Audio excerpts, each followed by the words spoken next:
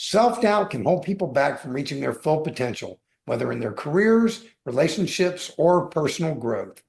Confidence is a skill that can be developed, but what are the most effective strategies to overcome negative self-talk and build lasting self-assurance?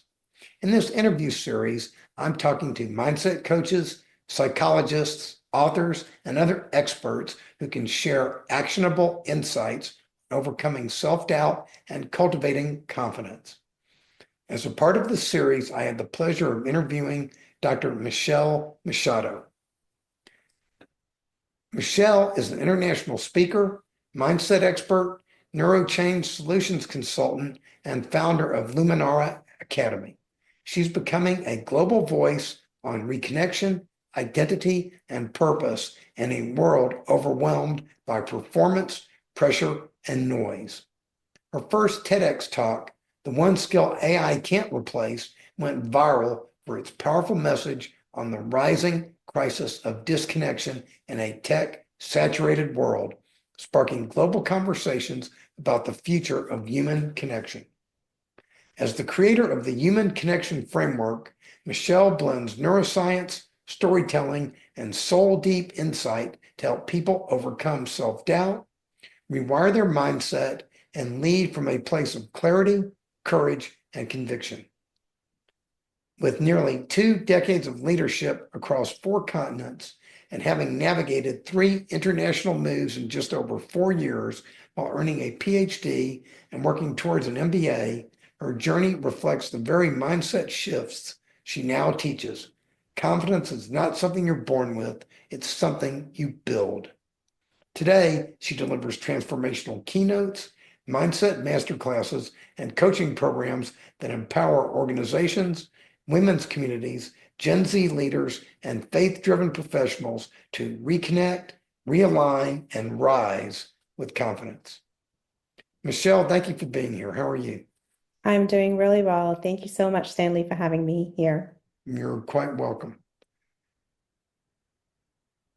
I watched your TEDx talk Thank you. last night when I was out doing my walking. Very informative, very interesting. Anybody who has not seen it, it's definitely worth the 17 minutes it'll take you to watch it. How did you get into this area? What got you interested in this? That's a great question. I didn't start out this journey. I define myself or identify myself as an educator for almost 2 decades. I think growing up, I came from an average family. I lived in the Middle East, and then around my teenage years, I migrated to Canada and went through the routine sort of nuances of life, right? Go to school, go to university, get a job, etc. I did want to study medicine when I was a young kid, but unfortunately, I also had to fund my own education. I come from a family of 3, and so my 2 older siblings were at university, and with the sole parent working, it was very hard financially. And so I worked 3 part-time jobs to fund my undergraduate education. And with that, my grades suffered. And so I didn't have what it took to make the cut for med school. So I decided to pivot and I moved overseas. I moved to England to do my postgraduate education, and that opened the doors for me in education. So I ended up teaching at a medical school in the UK, which then kickstarted a journey to Australia, then to Hong Kong, back to England, and then back to Canada in the height of the pandemic. And across that entire journey, I'd been an educator. So I was a lecturer, an associate professor, and then a director. And I worked with thousands of students across the globe. But through that, I also saw that there was a shift in the generation of students that were coming through from when I first started to when I was on the tail end of my career and moving more into academic administration. And that sparked a fire in me because I was seeing a lot of students struggle with the challenges of today's world with mental health. I had a couple of students that unfortunately took their lives as well. And so it really became a message that I was very passionate about. And as a mother of 2 young girls, this is not the world I want my kids to be growing up in. So I decided that I have to speak up. I have a voice. I have a purpose, And so now it's my mission. Wonderful. I, I've encountered that too. I mean, I had about a year or so ago, I mentored this college senior for a couple of months, and I asked him what it was like to be a college senior, and he told me all of his friends suffer from anxiety. Yeah, it's such a rising trend. Unfortunately, it's not widely reported because obviously institutions have privacy policies and we have to protect the student at all cost. But it is such a growing trend and it's prevalent. And not a lot of students know how or where to seek help in this regard. So you said you're a mother of two, you have to speak up. It sounds like you've been paying attention to what Gandhi used to say. Be the change you wish to see in the world. Absolutely. Yes, I, I firmly believe in that. I think change begins with us rather than trying to create change elsewhere. We have to first look within. And I think that really forms the core basis of all of the work that I do. We often want to change our circumstance, change our environment, change our jobs. But really, the change has to begin. For successful change to happen, it has to begin with us. And that's what I believe. I agree with you completely. One thing you said though, you said we have to do this. I would like to suggest that we get to do this. I like that. That's a beautiful thing. It's our privilege to do that. You're well educated. You're obviously aware of what's going on around you, and you're in a position to influence two daughters and quite a few other people as well. I think that's great. Um, it's it really it does feel that way though sometimes, isn't it? It really is a privilege. It absolutely is. And I think that thank you for actually sharing that perspective because you're right. We all have the power to do something, but most often we feel like sort of like this bystander effect. It's not my job. Who am I going to impact? Let's make it somebody else's problem. But really, we can be that change. And if one voice speaks up and you resonate with people that are going through the exact same thing and more voices speak up, you are inspiring and influencing a movement that can have a ripple effect across to generations. And I still believe in the power of just having one voice starting that conversation. That's my goal in the arena of weight loss is to be that voice. But all of this ties together. It really does. I mean, like, first of all, I tell people successful, healthy weight loss is at least 90% between the years. 100%. Yeah, I mean, okay, 100%, which is your realm. And so it all ties together. It's all connected. Um, so let me ask you this. Let's play the role of futurist for a minute. Okay. Okay, sounds good. Okay. Dr. Michelle Machado, futurist. If you could influence the world to the point where large numbers of people wake up and realize that we are the ones we've been waiting for, and that we're not waiting for somebody else, we're the ones. What would you do in the next 20, 30, 40, 50 years? If I could inspire or influence a movement, First of all, you are doing that. So what are you going to do? um, Tough question. get out there more. I think I really want people to realize, to awaken that we are in the greatest battle of modern times. And that battle is not fought outside. It's not, yes, we have wars, we have lots of challenges within our economy that's happening, but the battle is not there. The battle begins inside, within our minds. And we live in a world where we are so fundamentally um, inundated with external noise constantly. It begins with this device, right? The moment we wake up in the morning to the time we go down to bed. And so, where is that space and time to actually listen to the voice within, the voice that then guides us to our purpose, that guides us to our ability to connect to other humans, to be able to share and be kind and be able to support and serve one another? We're so busy living in a culture where it's all about me, it's all about my needs, that we forget about the humans in front of us. And so, what would I do? Make more noise in this space. I want to be the person that really helps people awaken within themselves to be able, whether that's through speaking, whether that's through the TEDx talks, whether that's through the programs that I offer. I want to be able to inspire people within my own circle, and hopefully they will have a ripple effect within their circles, and together we create a global movement. Well said. You, first of all, I will tell you, I have, as crazy as this world is right now here in April 2025, I have faith in the human race. I do too. I know, I don't believe it. I know that things will get better. It's not going to happen in the next 5 minutes, but it is going to happen, and we are going to take it there because I have spoken with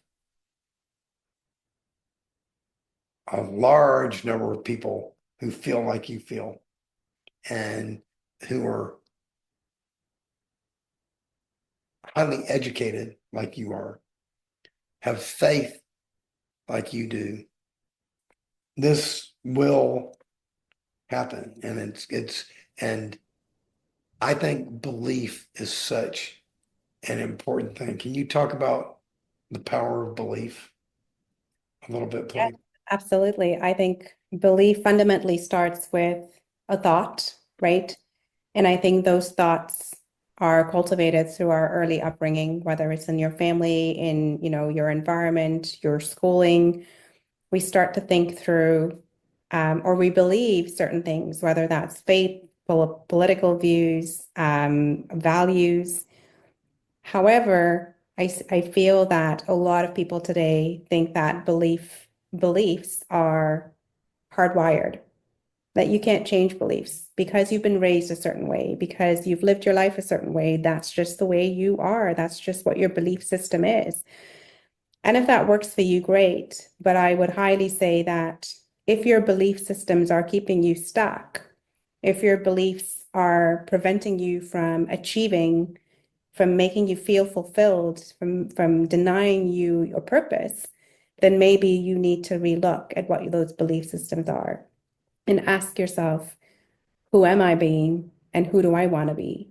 And I think the understanding that with our brain and the fact that with neuroplasticity, the brain can change, we have the tools to be able to rewire how we think, to rewire our belief systems. And that is absolutely possible and negates any sort of thinking around the fact that these are hardwired. So beliefs are fundamental. If you believe you can, you will.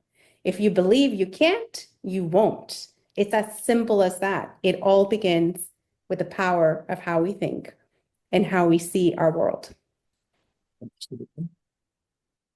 Part of what you're talking about, it reminds me of Carol Dweck with the growth Yes. mindset versus fixed mindset. Yeah. I guess it boils down to, do you believe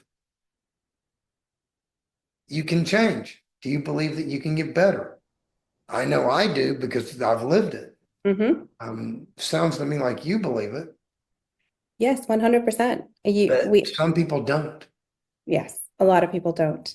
And that's where that fixed mindset, that belief that this is how I am, this is who I've been, this is what's happened to me, and this is why I'm upset, and this is who I'm always going to be.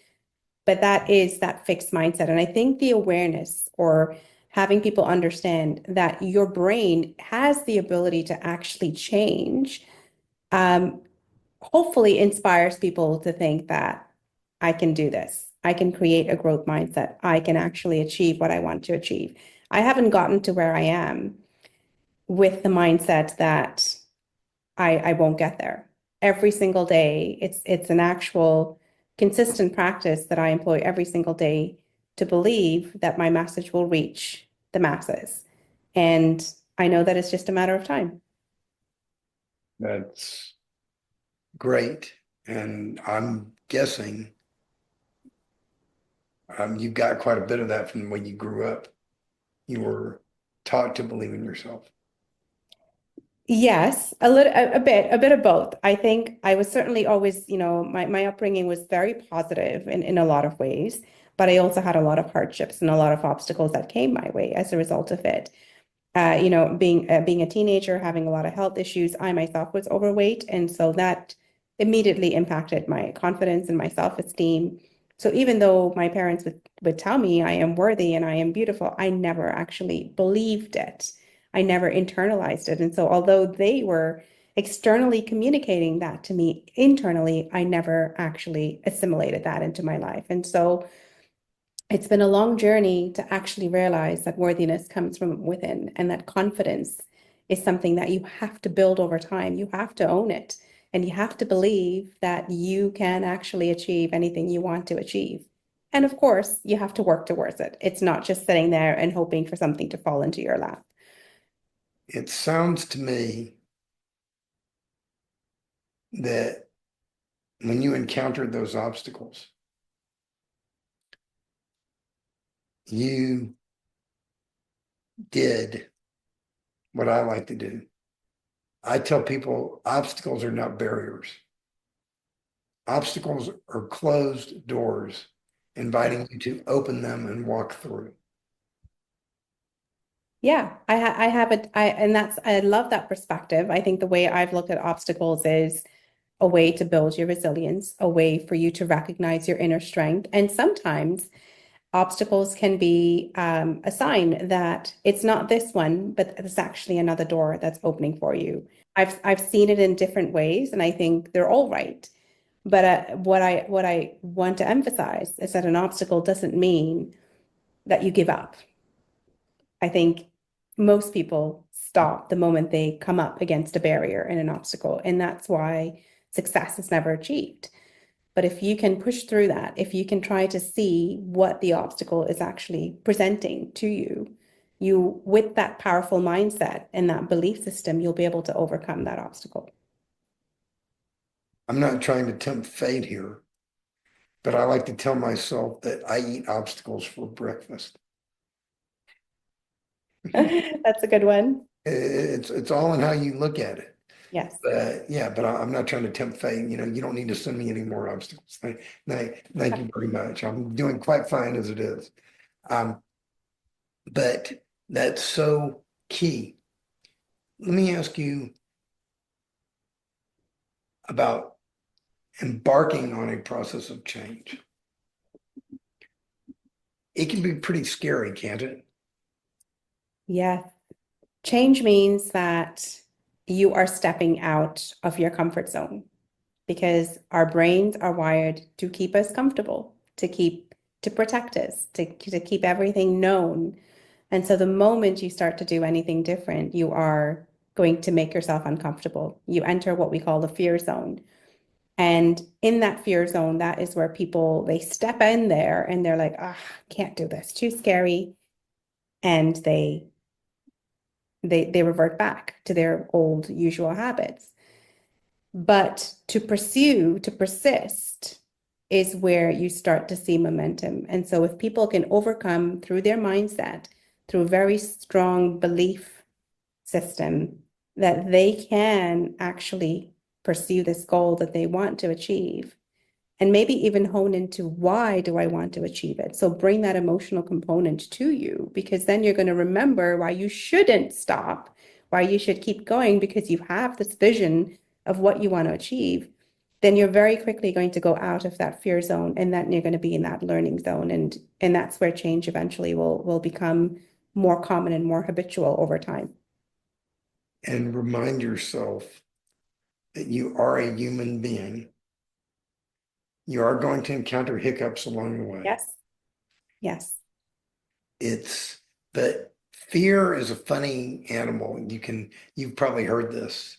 When you face fear, you can either forget everything and run, FEAR, or you can face everything and rise, I love that acronym. I have never heard it that way. FEAR. Yes, face everything and rise. The choice is yours. Yeah, yeah, it's scary. I mean, when you embark on a major change, I mean, I'm in the middle of working on some projects right now. I know you told me you're in the middle of working on some projects. It's scary. Absolutely it is. But I have tremendous faith in my abilities, talents, and ideas. I strongly suspect you have tremendous faith in your abilities, talents, and ideas. And I have absolutely zero doubt that I will persevere, and I have absolutely zero doubt that you will persevere. So Yeah. and it's a funny thing. The more you go out there and you start having little wins, celebrate them because you build momentum, don't you? It's those baby steps that you have to celebrate along the way because sometimes you may trip and you may fall back, but it's about continuing to persevere and continuing to remember where you want to go and keeping that momentum every single day that will help you achieve that result. Fall down 7 times, get up 8. Absolutely. Just keep going, going. Just keep going. Can we talk about last thing to talk about, and then I'll let you wrap up about motivation. Yeah, when I talk to people about weight loss, yeah, I'm motivated, I'm motivated, I'm motivated. And newsflash, that motivation wears off pretty quickly. Yes, it does. How many people join a gym in January and they've stopped going by the end of January? Yeah. Um, or you buy a piece of exercise equipment and it turns into a really nice coat hanger. Yes. Um, so the motivation wears off. What do you recommend when that motivation wears off? I want to hear what you have to say, but I'll also tell you my thoughts on it. But what do you have to say I about? think what you said is 100% accurate. I mean, if you look at New Year's resolutions, people have all of these grandiose ideas for New Year's resolutions, and then New Year comes around, and the end of the month, those New Year's resolutions, most of them are out the door because life gets in the way, or an obstacle has occurred, or people are having a bad day, and the mindset immediately kicks in. It's okay, don't worry. One day is not going to hurt, or you can skip that gym, and so we tend to go back to the comfort zone again, coming back to that original statement of our brains are wired to keep us where we are. And so motivation is important. It's that spark that lights up your ability to say, I want to do something different, but it's not going to keep you going until you realize three things.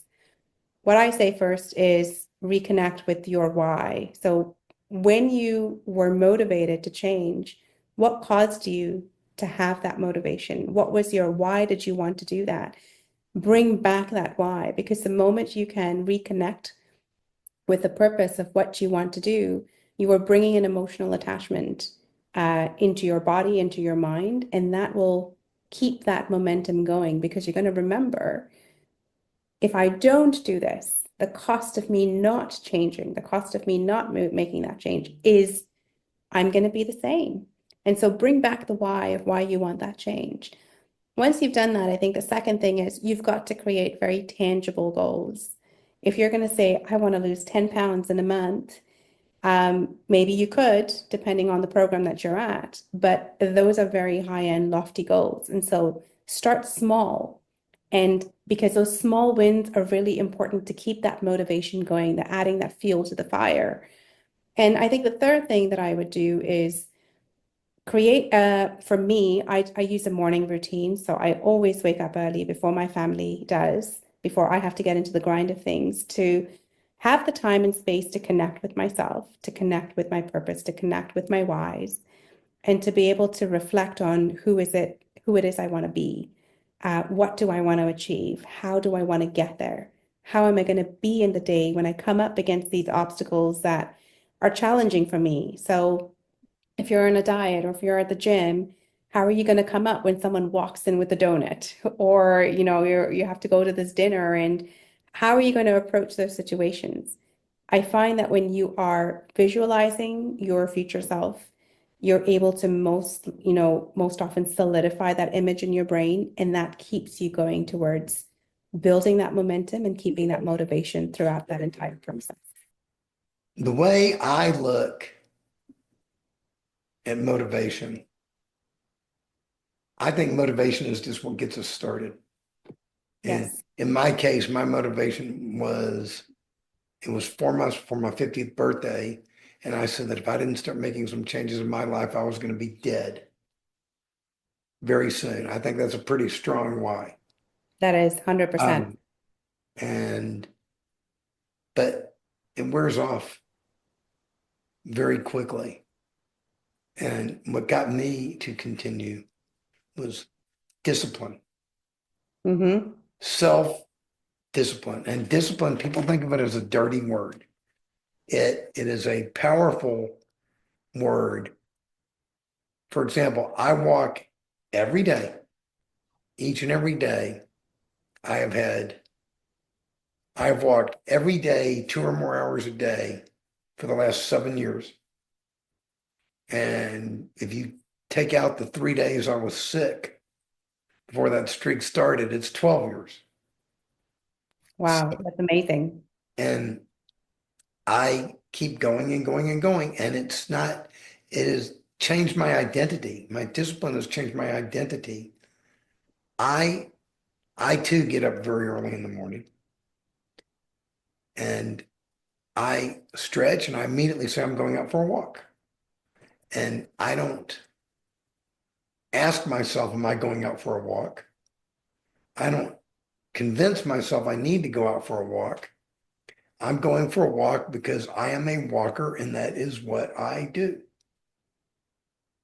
So it's That that is great. You're literally commanding your body to say, this is what I'm doing, and this is how I'm going to do it every single day. I think what you've spoken about it, discipline is so important. I look at it as consistency, which is a sort of similar in the sense that you have to take the same actions every single day. You have to be consistent, else you won't achieve those results. and as far as donuts, if someone wants to bring in a donut, I don't care. Yeah.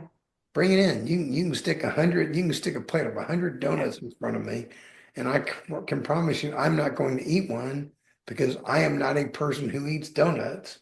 Yeah. As I tell people, they go, "Wow, how can you give up eating donuts?" And I tell them, I've already eaten my lifetime share of donuts, and I've probably eaten 10 other people's lifetime share too. Yeah. I know what a donut tastes like. Yeah. I no longer eat donuts. I'm not going to eat that donut. And I don't care Yeah. if they bring it in or not. It's not going to derail me.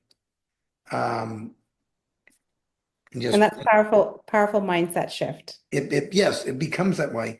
But my point about this is